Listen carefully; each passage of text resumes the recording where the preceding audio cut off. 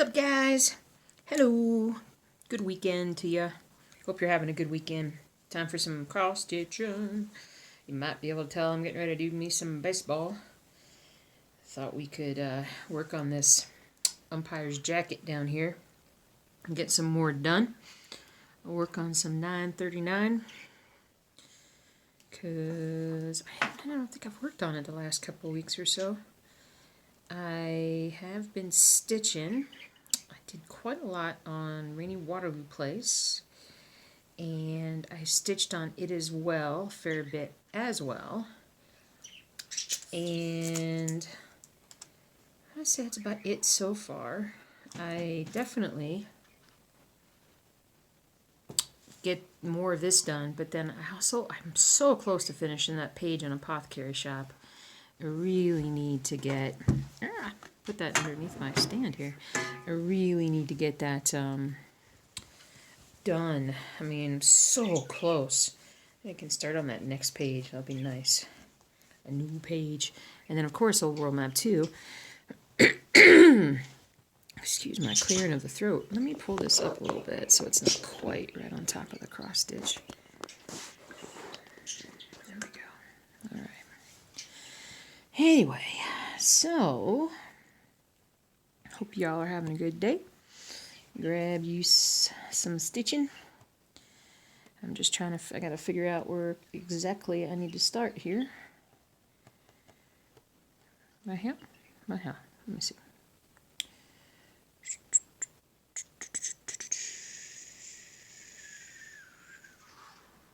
Oh, that would be right here, I think. Hold on. Before we get too far along, I gotta make sure. I mean, you know, gotta make sure. I highlighted, but I don't think I was 100% accurate. The birds are acting up.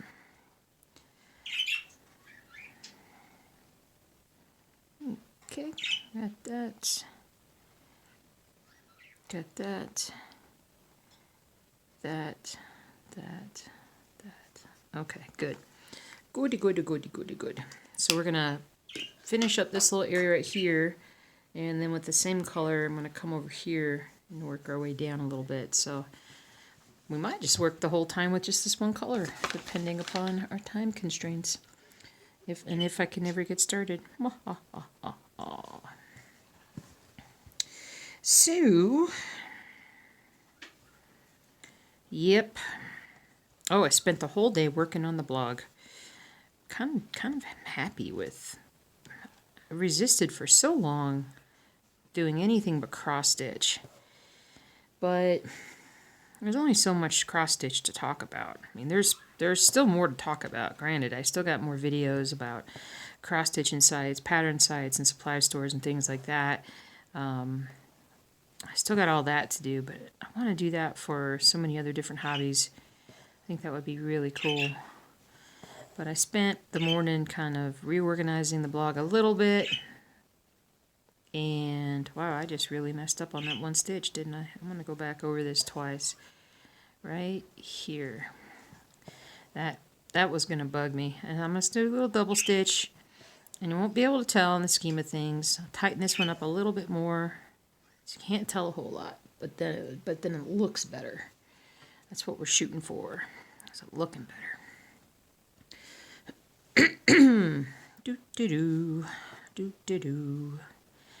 But, and then did a lot of work on Pinterest.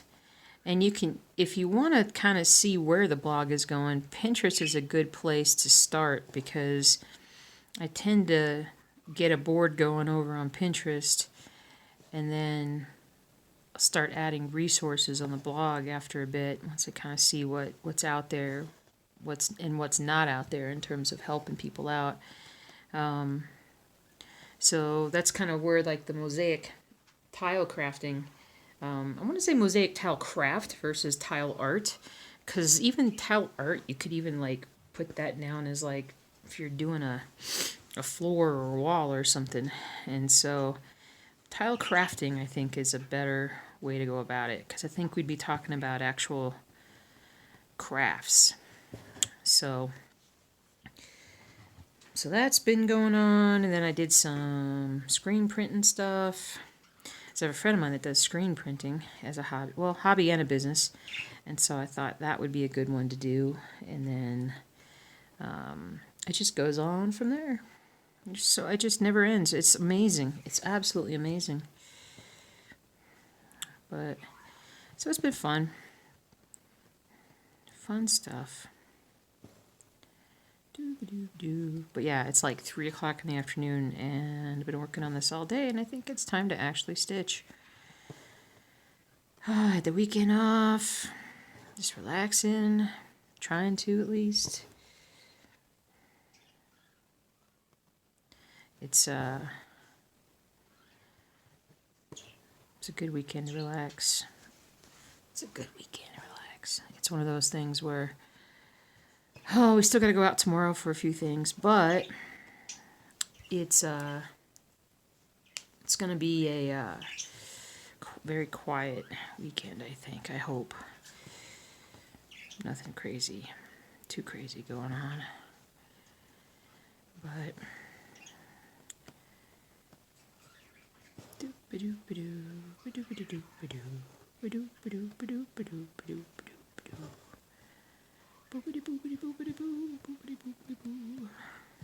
oh, it is my father-in-law's birthday yesterday.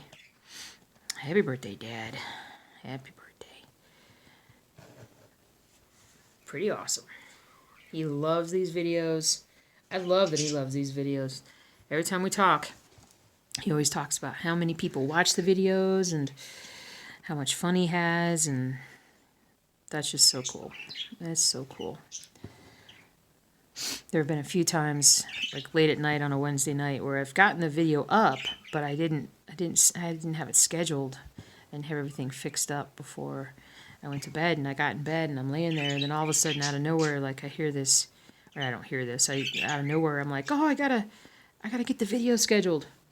And my husband will be like, no, you don't. No, just do it in the morning. And I'm like, I can't. Your dad will think that something happened to us if I don't schedule it. Which is pretty funny. Hey, birds. What are you guys doing over there?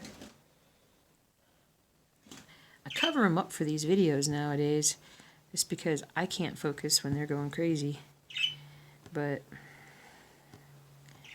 they got some new food, and I think they like it. They've been a bit more active talking about it. Boop, boop, boo, boop, boop, boo. Boop, boop, boop, boop, boo. Okay, hold on. I gotta highlight again because now I'm stuck. How am I stuck already? That is crazy.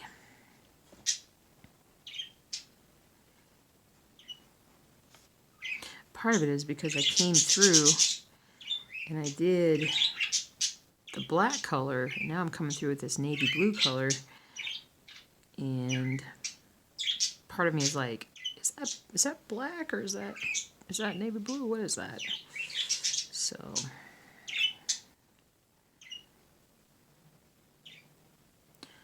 boop boop boo ba-doo ba-doo ba-doo ba-doo ba-doo ba-doo ba-doo ba-doo ba-doo. Okay. Do-do-do-do.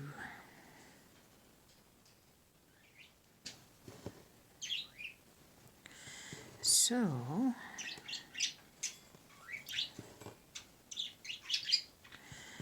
we'll do dudettes and dudes and dudettes and dudes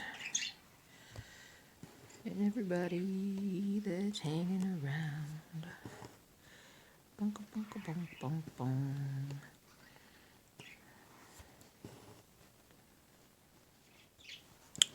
What was that video I was watching? I'm watching a lot of really interesting videos lately. I'm trying to think of what they were. A lot of geography videos. Oh yeah, I was watching, it was terrible, but I was watching this video about the most nuked place on Earth. And it was this little area in what is now, oh man, I'm going to get this wrong. Was it Kazakhstan? I want to say it was Kazakhstan. Or Kazakhstan. And it had been nuked like, I'm going to get this wrong, I want to say it was like 70 something times, because it was a testing site for the Soviets. And the poor people that live there, oh my goodness gracious. They said like a quarter of all nuclear weapons that were ever detonated, and that includes like in space, like in the atmosphere, like a full quarter of them were detonated in this one spot. That is crazy to think about.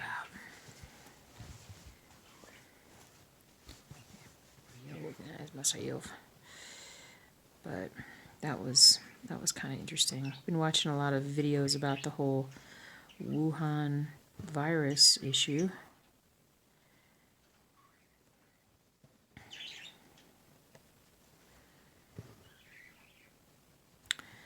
That is scary. Anytime there's a new virus, there's reason to be scared. And viruses that have a really long incubation time are also scary, because you've got people that are probably running around the world right now that are carrying the virus that got it a week ago and still going to be carrying it for maybe a week before they get sick, if they get sick. But scary stuff, man. Nothing to be taken too lightly.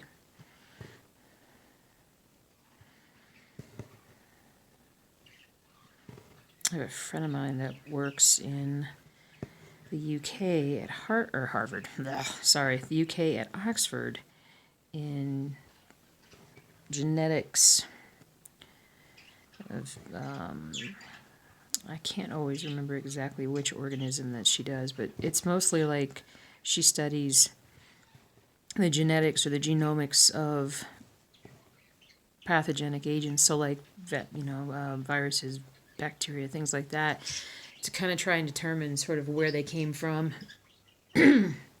Like if they are related to this virus or that virus or whatnot, and then because if they are related to so-and-so virus and certain drug A has been shown vulnerable, then perhaps they can, create something to help those people. And I don't know if she's doing anything with this. Usually I don't ever know about it until she gets back. Supposed to be coming to visit us soon. Well, a couple months is soon. She comes every year to see us all. She's my old college roommate from way back in the day, which is pretty cool. But she always says if she shows up someplace, you really don't want to be there. She shows up out of the blue. It's like, okay, good to know. Ah. Drop my top of my highlighter.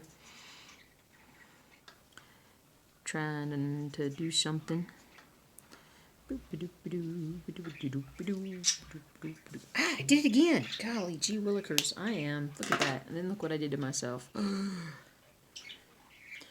Oh well.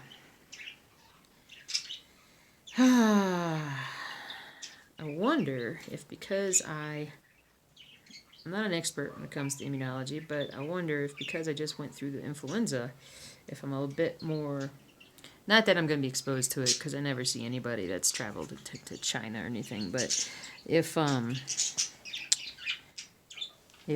you get the flu, once you're fully recovered, like a couple weeks later, are you more susceptible still or less susceptible to getting sick?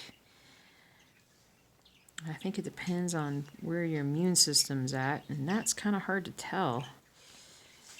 But one of the sad things I just read was that one of the guys who used to be one of the leading Chinese doctors in infectious disease management and whatnot, he was an ear, nose, and throat specialist. He is from Wuhan, and he was there right when it first started. First started being an issue, and he just died.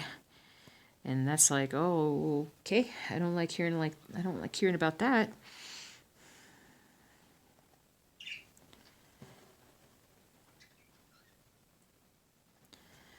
So it's going to be interesting. I keep an eye on it just because as somebody who's in medicine and my degree was in biology, and I really enjoyed my microbiology, virology classes and whatnot in school. It just is, this kind of stuff is fascinating from a scientific point of view, but also worrisome from a lot of other views. So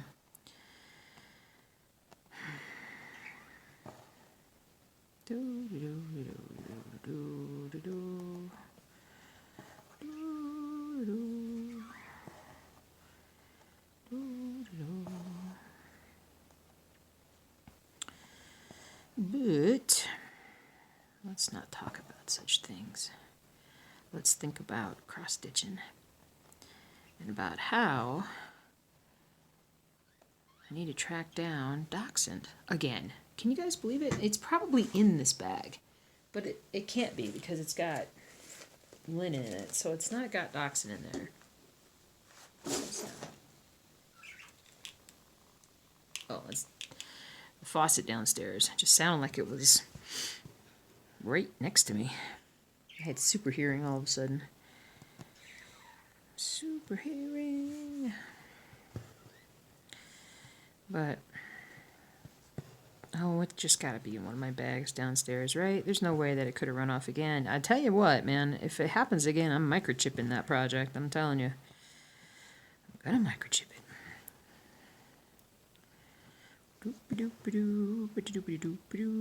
And the thing is also, I still haven't ordered one of those roll of frames. I can't talk either. Roll of flames. That would be pretty scary. Roll of frame. Alright, big snag. Big snag. Because the only time I ever think about it is when I'm up here talking to you guys. And then I don't go downstairs and measure my projects and figure out how wide everything needs to be. I gotta get my act together. Because it's likely that by the time I order one, I won't get it till the end of the year. But, I don't know, part of me also is kind of like, I don't know how much I'd really use it, because I don't have a lot of space downstairs right now. In fact, I have such little space on my desk because I'm so messy that hubby basically was like, what can we do to organize you? And when someone says that to me, because I hear that at least once or twice a week from somebody, whether it's at work or here, it usually means that my stuff looks so messy and I seem so busy that somebody's like, I gotta help this person before she melts. And so that worked out. So anyway, so I'm like, yeah, I need to get a desk that's a little bit more user-friendly, got a bit more space on the top of it. But I think what we're going to end up doing is moving the wall organizer where I have all my stitching, move that wall organizer over next to where my desk is. Like once we get a new desk in, that's a little bigger, again, and more user-friendly. Twirl this. I got nailed by a cat yesterday. Just claws. We were trimming them too, so it's all good. Oh boy. But anyway, I better highlight because I'm already like, what?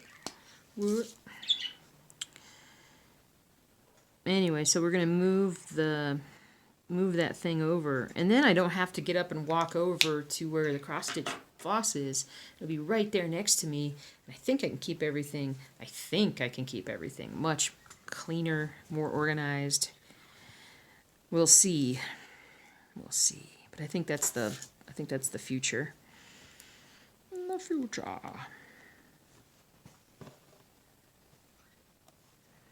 So I think that would be a good future. Get the computer down, off of the, it has like a little end table. Doesn't, I don't want it on the floor, but I want it at least 3 or 4 inches off the floor because the dog hair and just the dogs in general.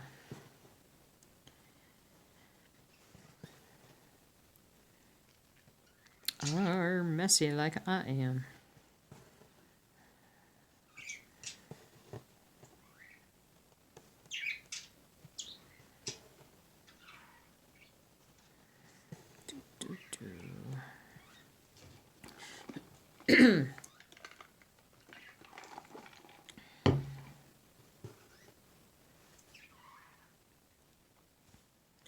Do do do do do do do do do do do do do do. Ba na na na na na na. Ba na na na na na na. Ba dum bum bum bum bum. Ba dum bum bum bum bum bum bum. Do do do do do do do do do.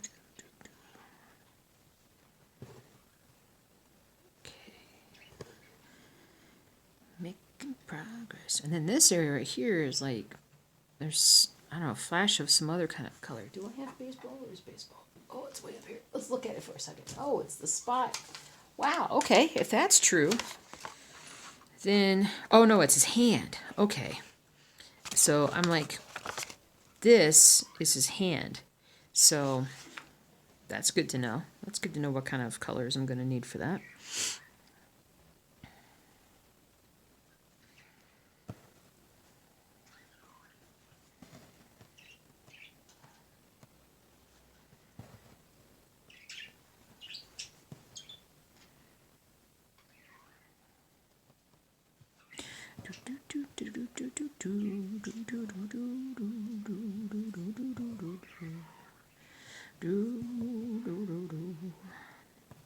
So yeah, I gotta still work on some Reaper. I think what I want to do is save Reaper for the last project of every week that I work on. So like if it's Sunday night or whatever, and I'm like, okay, I'm gonna start working on Reaper, because then I stitch on Reaper Monday night and Tuesday night. Because the last 2 or 3 weeks since I've had this whole I gotta finish Reaper situation, I kind of, once I start on it, I get to a point where I'm like, I don't know when I need to stop. Like, that's part of the last couple of weeks where I haven't worked on too many different projects, because I'll get started on Reaper and then I work on Reaper for like 3 days in a row, and then I'm kind of feel bad about doing anything else. So if I start with other projects first, then it's not so bad. Not so bad.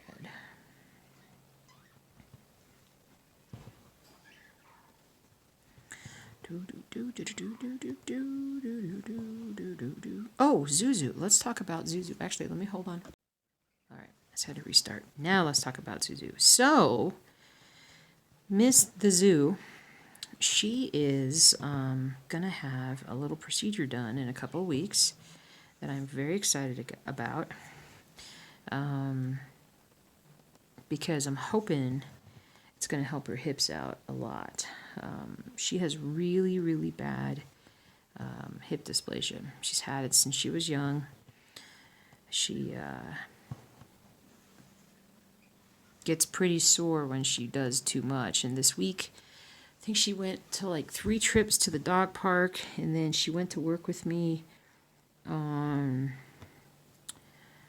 what was it, Wednesday, and she got a lot of exercise when she was with me at work on Wednesday, and she was down and out all day Thursday. Anyway, so at my practice, we actually use the services of a specialist, and he is skilled and has all the awesome tools to do a lot of different things. We're going to actually inject her hips with PRP, which plasma-rich protein.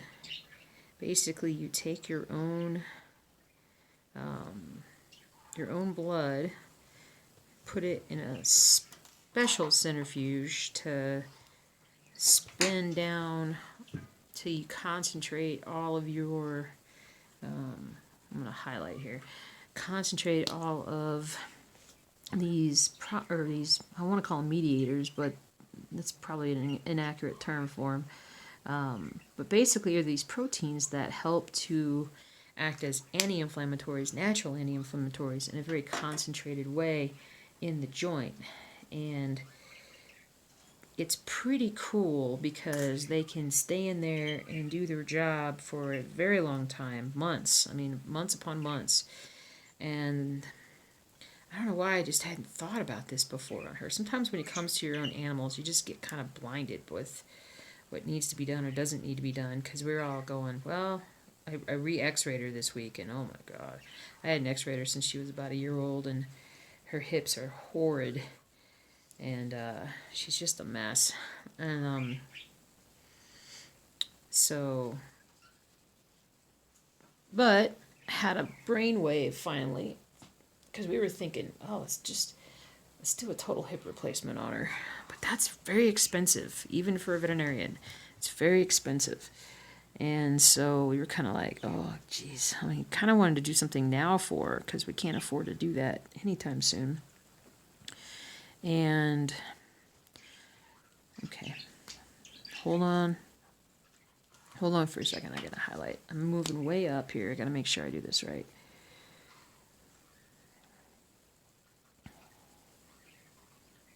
Okay. And, oops. And so, just want to make sure that we do right by her and take care of her as best as we can. If she does really well with it, then we may look at doing Bailey as well.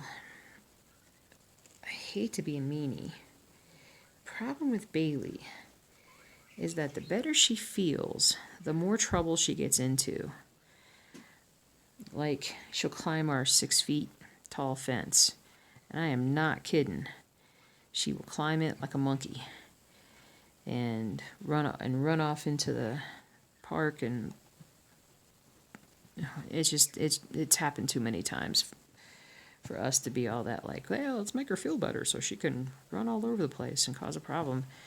I do want her comfortable though, and she's not nearly as comfortable. She's gotten less and less comfortable. Medications aren't helping, supplements aren't helping anymore. So we'll probably do her after we get Zuzu done first, see how she gets through it. But it should be pretty cool. Pretty excited about it. So that's going to be in a couple weeks. I think that like the end of the first week of February, I think. I'll tell you guys more about it when we get around there. But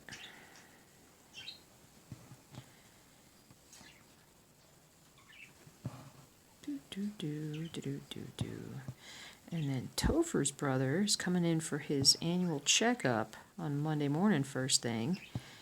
So I'm going to take the Topher in with me because he loves his brother. He always remembers his brother when he sees him. His brother is always like, I remember you, but I don't like playing as much anymore. And Topher's like, give me a hug. And but Topher's brother's family also used to have Topher, had Topher for just a little while. But they had to give him up because he was such a rapscallion that he would cause all kinds of issues with the dogs getting out. And it was always Topher that was sort of the ringleader and getting out of the house and getting out of the yard and running around. So that's kind of how I ended up with them. But so they ended up coming to the practice even after the fact, and then we just sort of, hey, I have his brother because he looks just like my dog. And so every year when he comes in, or whenever he comes in, I always try to remember to bring his brother. And the last time I talked to him, I had told them that Topher had that bad stroke, and I wanted them to know because I wasn't sure why Topher had the stroke, and I wanted them to know because they are literally littermates. So, and as far as I know, he's been very healthy and doing good. Speaking of which, I don't think I ever talk to you guys about this one dog I had at work that, oh, everybody goes through this at least once in their career, where you have a dog that is healthy and young and everything looks great and should be great and perfect, and then for whatever reason they decide to just try to pass away on the anesthesia table or the surgery table when you're already done with them. Like, you're done and you're like, okay, all the anesthesia's off, wake up. And then they say, I think I'll stop breathing. And he literally, heartbeat stopped, breathing stopped. We went into full CPR mode, and it was crazy because, there'll be times where you get this feeling that, whatever, if you have a case or whatever, and you'll be thinking, this one's not going to make it. I don't have a good feeling about this. This is not going to happen. With this little white dog, I was like, he's making it. He's making it. He's making it. And it wasn't denial. It was just, I just felt like he was going to make it. And sure enough, he was probably gone for at least a solid minute or two, at least, before I got before his heart started back up. And he definitely had some brain damage initially. Now, he was about 8, 9 months old, and it was just a stupid neuter, it was just, I've done hundreds of them, and this was the first time that something like this had happened, and at least in this way. And he came back, but he was so messed up from his, I get back to stitching here, so messed up from not having oxygen for a little bit that he was like just really out of it for quite a while, days. I'm not talking hours, I'm talking days, where he would just vocalize. He couldn't walk, he couldn't see, he was just a mess. And I was not willing to give up on him. And usually I'm not one of those people that are like, oh, go do anything you can. Don't let him go without doing everything possible. I'm not that kind of person. But on this dog, I'm like, there's no reason why he can't come back. I just felt very strongly that he was going to come back. And this was actually like 2 years ago, year and a half ago. It was quite a while ago. I actually brought him home because he was so messed up. I can't send him home to his family. And I advised him, I'm like, I will take him to my home, and I will, take care of him. And so I had him for a couple of days, and then the owners were like, okay, we want to try and bring him home and see how he does. Maybe he'll feel better, because he still wasn't really walking very well at that point. He was slowly getting better, but he certainly wasn't himself, and he did not really recognize them yet. He just wasn't, his personality wasn't back. And they had him for about 3 or 4 days, and they're like, we can't do this, we can't, it's breaking our hearts. And I was like, let me have him back, let me keep him for like a week and see, because I didn't think he was in any pain, his brain function wasn't right. And so we put him in with all the rest of the dogs, and all he wanted to do was kind of hang outside. And it was thankfully summertime, so it wasn't a big deal for him to hang outside and at night. And during the day, Bailey kind of watched over him, and he couldn't care less. He liked of course he liked Mark, and Mark would hold him in his lap, and he liked him, but he didn't really care for us. He just didn't respond to us at all, and that some dogs just don't, and that's fine.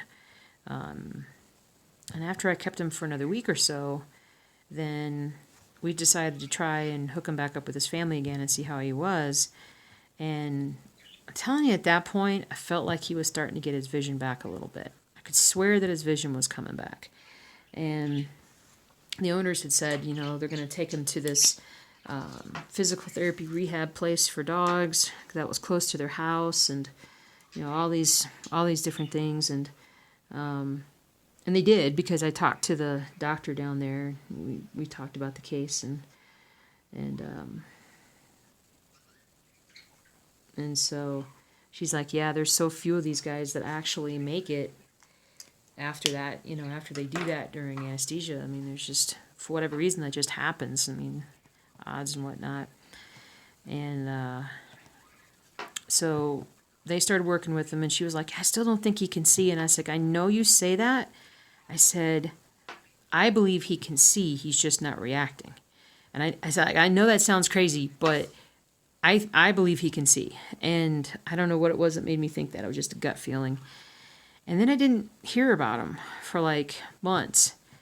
And I didn't really want to reach out, to be honest with you guys. They were seeing the physical therapy doctor, and you feel terrible about, I didn't do anything wrong. I didn't do anything, that there wasn't any mistakes that were made. It was just one of those things. And but I still felt bad, and I didn't really reach out, because it was actually the brother of a friend, and but my friend never said anything about it. And so I just kind of let it go, because I was like, I don't know if I want to know that it didn't work out, or or whatever. And then about 6 months later, maybe 8 months later, I was at home on a Saturday, and hold on, did I count wrong on this one?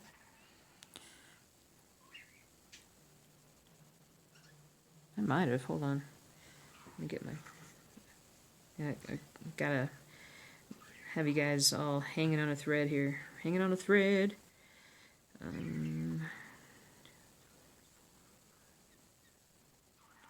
No, it was 10. Okay, what did I do wrong? I did something wrong here.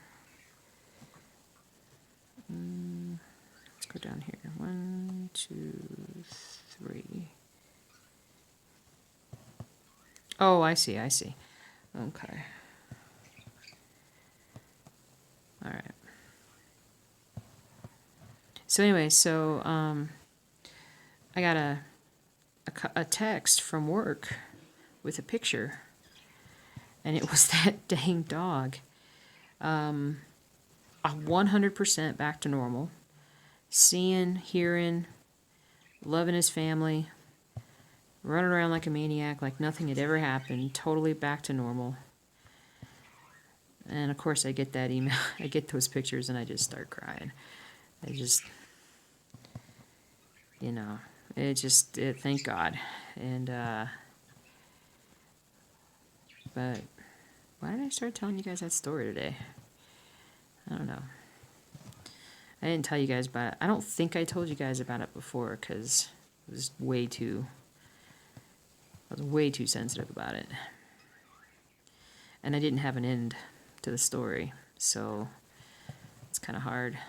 Someday I would like to, if I ever reach a point where I have more time, potentially write a book, because I've had some crazy adventures. Absolutely crazy things happen in my career. Stuff that people say, well, you only read about this in books, and then it happens to me. So,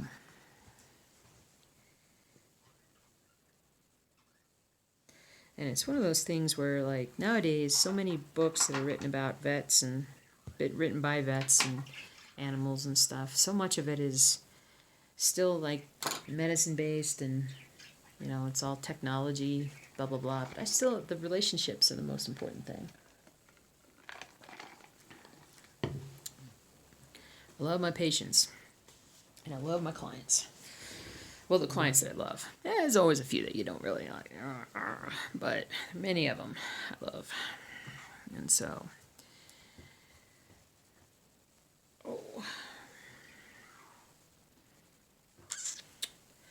let's highlight, shall we?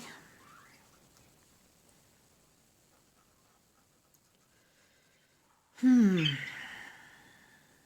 there's your dose of veterinary topic for the week.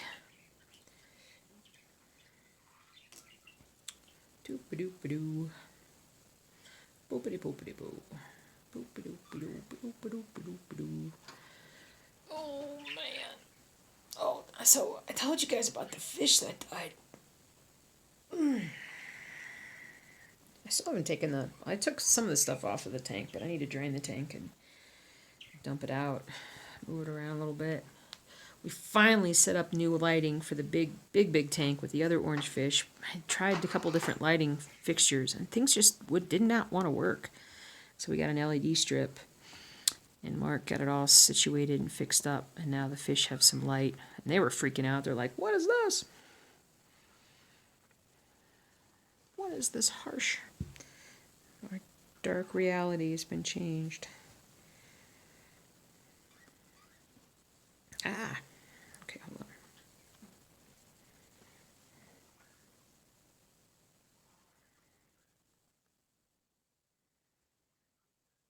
Ah! What the heck? What the heck? I need to cut this end of the suture off. I also want to work on dachshund. I already said that, didn't I? That's more like an internal circular thought that I'm having. And I also want to work on dachshund. I also had, I just pulled out that Felis caddis, the mini Felis. Oh, man. I'm stretching the old back. Oh. But anyway. Boom, ba boom, ba boom, ba boom, boom, boom. Boom, ba boom, ba boom, ba boom, boom, ba boom, boom, boom, boom, boom, boom, boom, boom. But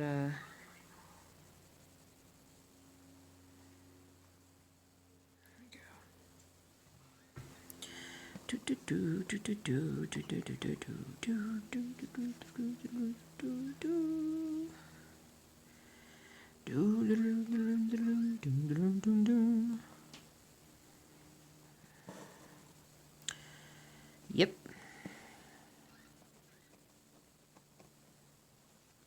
What else is going on around here? Trying to think. I was watching. I'm still on the lookout for a personal carbon capture device. If anybody knows where I can get my hands on one. Carbon capture is part of, hold on here, I gotta make sure I'm doing this right. Okay, got that. I better highlight that before I lose track. That is what I was on. That's not really a word, but I say it anyway. And right here, yes, good. So I was watching this video about climate change and trying to create a cleaner world, you know, wherever you fall on the spectrum. I'm a very strong believer in climate change, and at the very least, pollution is bad from a health perspective, and we should want to get rid of it. Who knows? We clean up pollution, who knows what we'll clean up? Maybe there'll be no such thing as asthma. Maybe there'll be no such thing as autism. Who knows? But anyway, so I was watching this video, very detailed video on all the different ways that we can clean up the planet. And the thing is that too many times people are stuck on their way being like the best way or being the only way, or you can't do that because that's not going to help as much as this way, so we need to focus on this way. And the reality is you need to do everything possible, like all hands on deck. So, you know, it is definitely cutting back on carbon emissions, but it's also about trying to get rid of the carbon that's already out in the world and sequester it underground or whatever we can do. So that's why I was saying I need a carbon capture device, because I think eventually what we're going to see, and I'm waiting for that person to invent it, is like a rooftop or a backyard carbon capture where we'll all have like some kind of filter device, and we'll be able to grab pollutants from the actual surroundings, from the environment, and then turn in or whatever the little thingies, get fresh ones and pull more out. Absolutely. No, it does not. And that was part of the thing. They're like, well, if you're doing that, you need to stop producing the stuff. And like, yeah, we do need to stop producing the stuff. But we also need to get rid of the stuff we have. So, and they were getting all upset. Some people on the video were getting all upset because companies like Shell and I want to say Exxon, but I know for Shell for sure have they actually have built big old factories that are actually designed to pull carbon out of the sky. And the critics were saying, well, you don't want to give any credit, nor do you want to help out a company who was so responsible for producing the carbon in the first place. You don't want to. They shouldn't be involved, or they shouldn't be doing this, or they shouldn't get any government this and that and whatnot. And I'm like, you know what? Companies are going to want to make money, and if they can make money off of saving the world, then they'll save the world. I'm cool with that. I think that's okay. I just want a carbon capture device on my roof or in my backyard or even in my front yard. Maybe I can even put it on top of my car and drive around with it. I would love it. I would love it the way that like the tech geeks have like on their phones, and they have like their solar powered and their all that stuff from Tesla and all that. And they can look on their phones and they can see like, this is how much energy you've saved and this and this and this and this. I want to see how much carbon I'm capturing. I want to do that. I think that would be awesome. And then I'll become a billionaire. Don't ask me how that happens, but I'll become a billionaire. And then I'll buy like 500 million carbon capture devices and put them all over the world. Concentrate them in the worst places. Yep. Man. That's like C, part C. 1. Wait, how's it go? It's the old, oh, what do you call it? Oh, South Park thing. Step 1, create carbon capture device. Step 3, put 1 billion of them all over the world. What's step 2? I don't know. Go back to step 1, make carbon capture device. I'm just rambling today. Rambling and scrambling.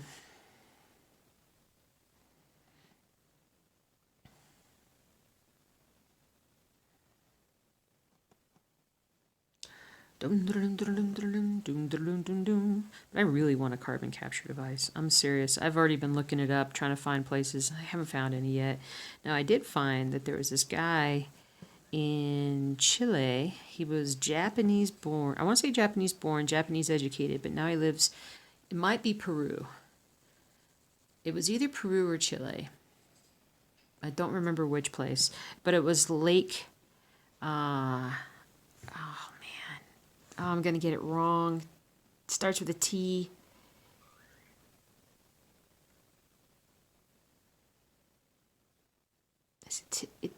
It's got a weird name. It's like Titicaca or Titicaga.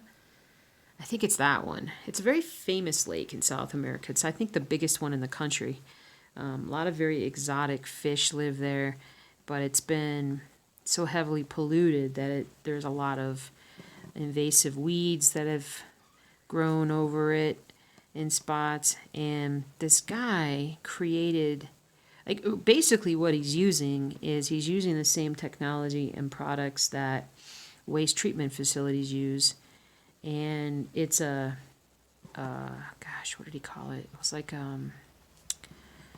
nanotechnology that it's all organic, but it's nanotechnology that destroys or inhibits certain sort of the weeds and the fungi and all these different things. And so what they were doing was they're down there. They've got a team, and it's already a multi-year project because the lake is so huge. But they have started by divvying up the land, or the water, I should say, into all these different little like gridded areas, and they're putting like these bamboo fencing, floating fencing things out there. And what that's doing is it enables them to, once they've cleared an area, they have to physically go in and remove all the weeds, treat the water, and then move to the next spot. And the fencing prevents the weeds from going back into the areas that have been cleaned. Because again, it's just going to take quite a while. Years to clean up this place. And so, but he did it on a small pond that was like near the place where he grew up, which I think is in Chile. I'm not sure. I wasn't 100% clear on that, but I don't remember how long it took them, because there's filtration that they do, and they dump all this nanotechnology stuff in there, and they've got to like move the water around so that the stuff mixes in, and there's just a lot of things that they got to do. But he was able to like take it from what looked like kind of a scummy green topped what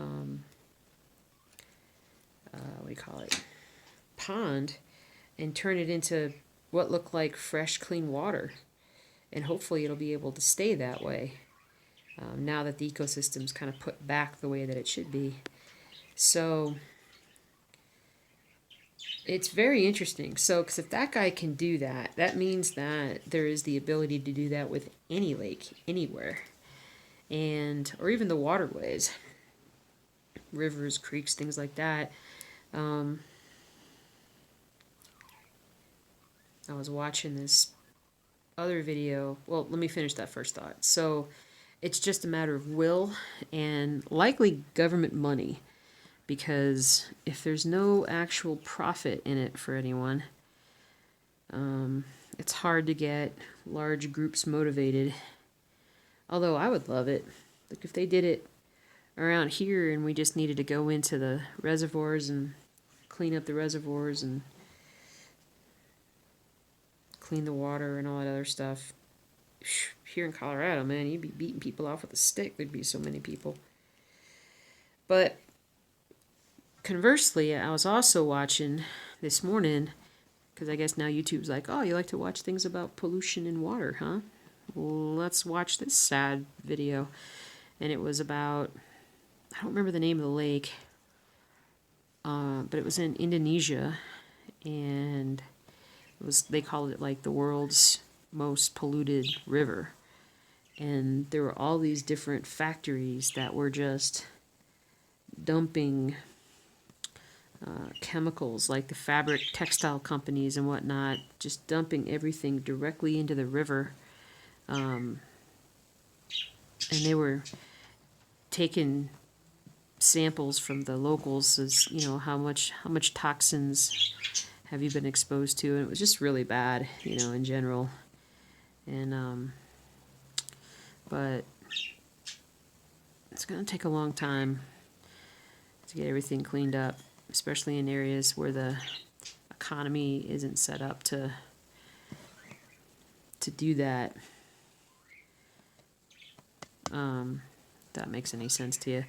The that one thing I was talking about, I don't know, like 3 or 4 weeks ago, I think I told you guys about it, the ocean cleanup project, the one where they have the big netting, and it has like almost like a floating buoy system on the top, but it's like got like 8 inches of netting, and it's designed to basically go out to the Great Pacific Garbage Patch and start collecting, plastic, and then they send out drone ships to empty it and eventually bring everything back. And they just got their first load of junk back from the garbage patch, and But they also have a river cleanup project. I don't remember what the name of the river project is, but because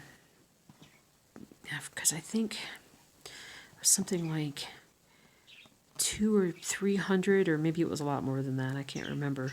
Of the rivers in this country, like there's 80% of all river pollution is in just like 200 or 300 rivers. So they had this set up to where they have this floating device that basically sits on the side of the one side of the river, and it has like these, again, like these floating on the river top, these floating buoys that come out, and so the natural river current comes down, and it always seems like the river current pushes everything, of course, eventually against the sides. And so this thing was just parked at a certain spot, and then the river would bring all the garbage in, and it had a like a conveyor belt, so that when the garbage got pushed up enough onto the device, the conveyor belt will just bring it on in, and then it would sorting it by weight, I think, into 4 separate garbage containers, like really big garbage, like massive garbage containers, separating them out, because that way there's more even, it can be a wider, it can be a larger garbage collector without being unbalanced, I think. And and then they, basically the way it works is that when it reaches a certain level of being full, it will signal a local garbage collector or recycler, I think recycler, maybe collector, and tell them that the thing is ready to be emptied. So they'll go, and then they'll have like a little device that then brings it into land. Then they'll pull out the garbage things, because I think that they're pretty universal, and like garbage trucks can literally pick them up and dump them, empty them back out, put it back out in the water, and off you go. So it's a total passive collection system that can just be working at all times. And I forgot how many they said they had. I'm not sure if they did say how many they had, but it was fascinating, totally fascinating. So, it's one of those things where people are doing a lot of pretty amazing things everywhere. We just need to focus on the amazing, because it is pretty cool stuff.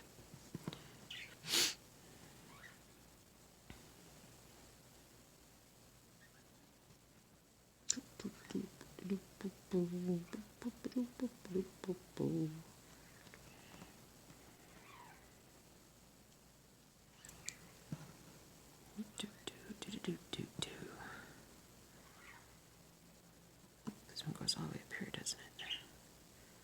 Yep. Missed that one somehow. But anyway, I still want my carbon capture device. I think eventually I'll likely one day, probably not even have a car, probably just have like a little scooter or something. And that would be neat. Or an electric bicycle or something. I gotta use a regular bicycle, but who knows if my legs will even be working by then. But it'd be cool. Cool stuff. I'm almost there. There we go. But I saved it, then I lost it.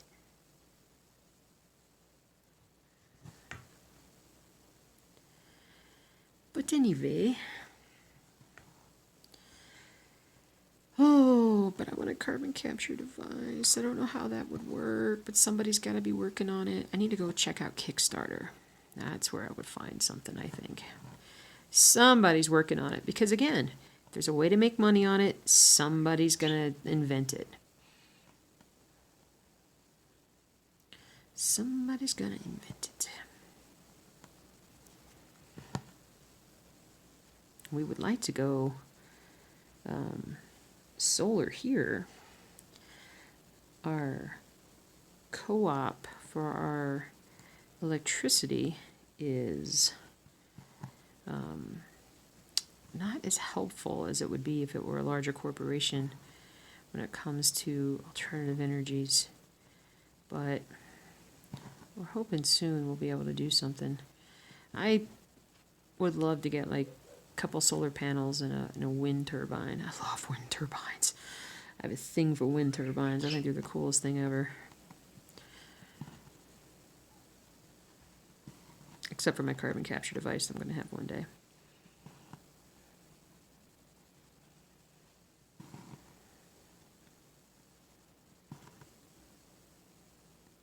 Yep.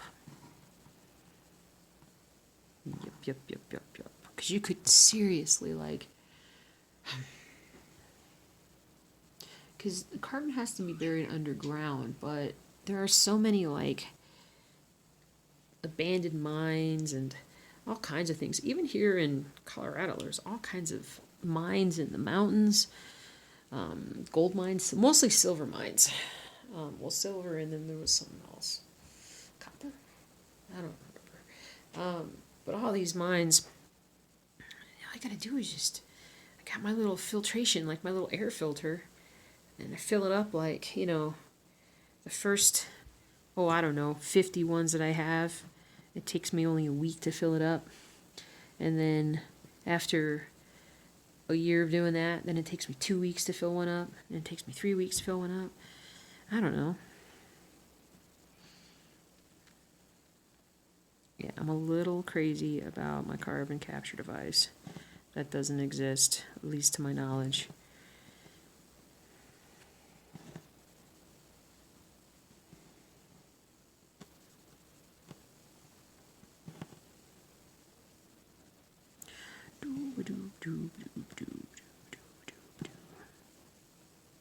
I would sponsor carbon capture devices in other places of the world. Totally would. Because it would be cool. It'd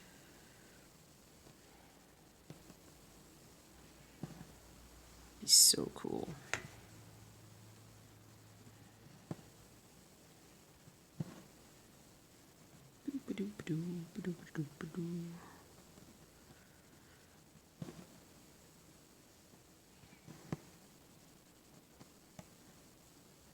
I think I'm going to pull out some lighter colors and work on my hand over here. Now that I know that it's supposed to be a hand, I'm going to take this downstairs and I'm going to work on the hand. Talk to the hand.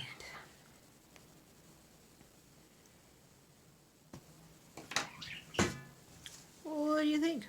There's the hand. I know you can't see it. That would be cool, though, to have at least part of the hand be visible for the weekly update. So, but it looks good, though. His back, if I could get his hand right there, that would look so cool. Okay, mission hand. Hand mission. Put my little beak there. It's not even very many stitches right there, either. As long as I have the colors. I better go downstairs and look for the colors. But thank you, guys.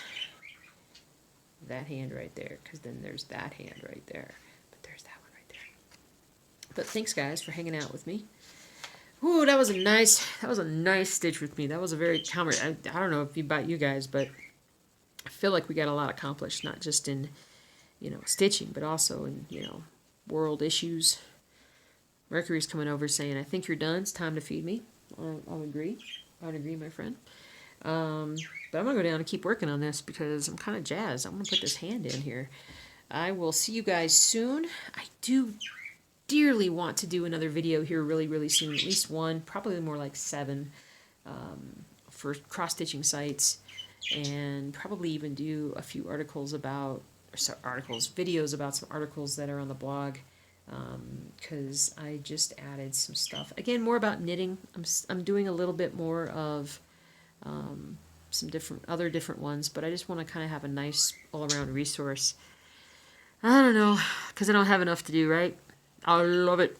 And then I'm going to go do some research on carbon capture devices. So I will see you guys soon, and we'll see if I get this hand done. If I get the hand worked on, maybe I'll put it on Instagram. I never post on Instagram. I always forget about that.